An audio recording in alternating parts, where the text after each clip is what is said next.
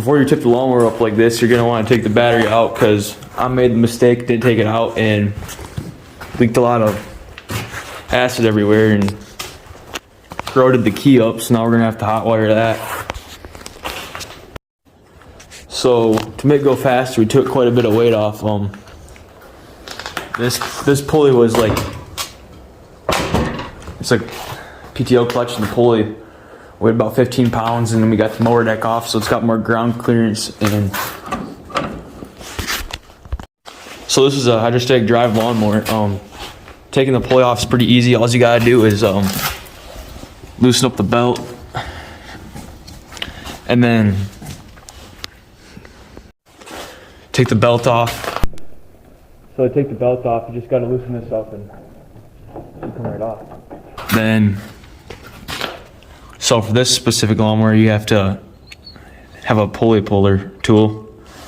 So to make this thing go a little faster, we swap the pulley right here to a bigger one. So this was on here. You just gotta take that bolt off, then pull this off of the pulley puller.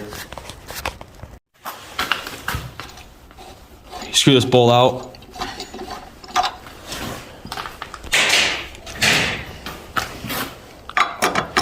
And then take the pulley puller. This lawnmower was designed so it's kind of harder to swap the pulley. What we did was bend this down, take the pulley off, and then we bent it back. And everything's been working fine. So this pulley wasn't really the right size. We kind of had to rig something up. So what we're gonna do is probably take it off and fix it so it's right.